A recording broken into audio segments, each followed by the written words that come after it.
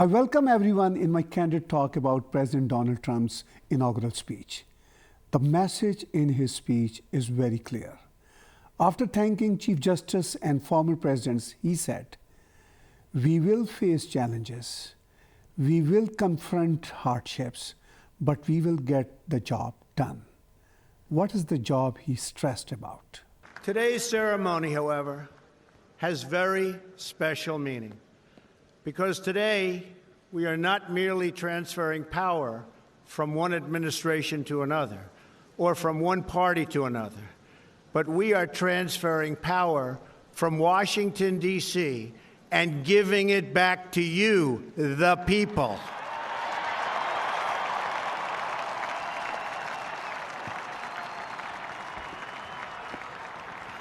For too long, a small group in our nation's capital has reaped the rewards of government while the people have borne the cost. Washington flourished, but the people did not share in its wealth. Politicians prospered, but the jobs left and the factories closed.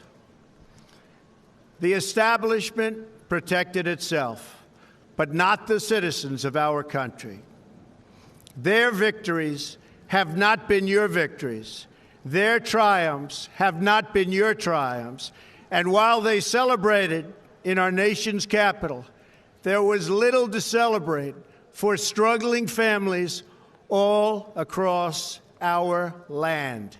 So he challenged establishment, means bureaucracy, policymakers, and intelligence agencies. He criticized status quo in political discourse and politicians themselves. The tone of President Trump's speech was absolutely unusual of prevailing political norms, which are overwhelmed with hollow and shallow political correctness. He actually talked about giving America back to Americans from liberal elites. Although some ordinary Americans staged protests outside while he was delivering his historic speech.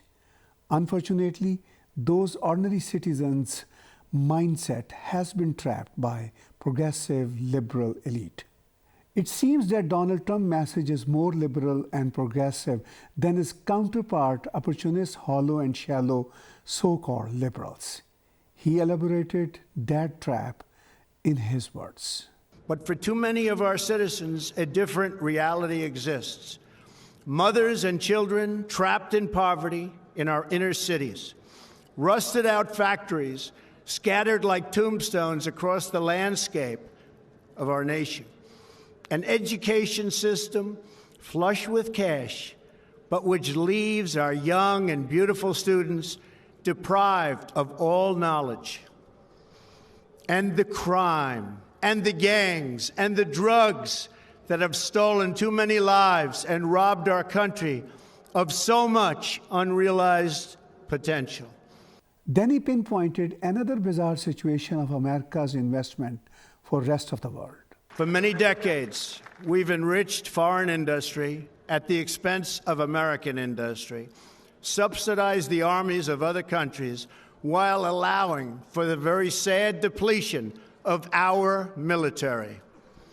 We've defended other nations' borders while refusing to defend our own.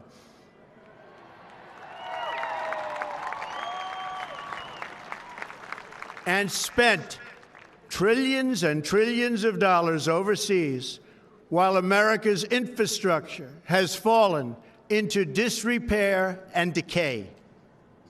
We've made other countries rich while the wealth, strength, and confidence of our country has dissipated over the horizon. The wealth of our middle class has been ripped from their homes and then redistributed all across the world.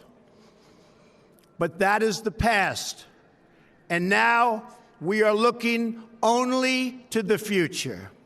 He said those malpractices must be stopped now. Then he emphasized, "We will seek friendship and goodwill with the nations of the world, but we do so with the understanding that it is the right of all nations to put their own interests first. In doing so, he showed his commitment to counter radical Islamic terrorism.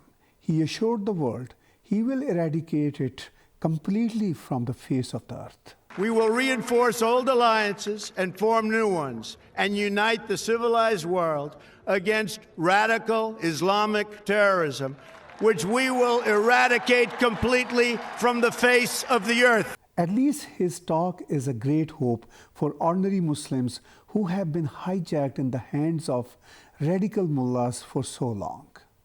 Even him and his administration wouldn't be able to do much to counter Islamic terrorism.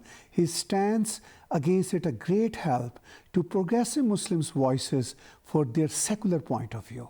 Sadly, so far, secular Muslim voices have been suppressed by so-called liberal politicians of Western world, including Canada, where fascist forces such as Muslim Brotherhood and Jamaat-e-Islami, with the help of their Canadian parliamentarians, are thriving now to curb freedom of expression and to snub progressive Muslims individually and collectively. In the end, Donald Trump made it clear. We will no longer accept politicians who are all talk and no action, constantly complaining but never doing anything about it.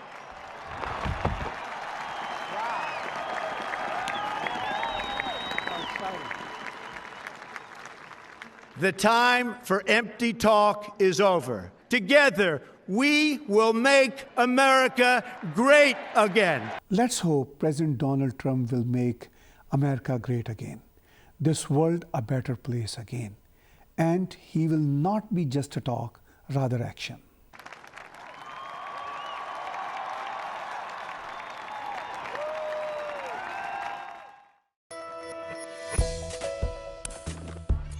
#1 multicultural channel. This is TAG TV.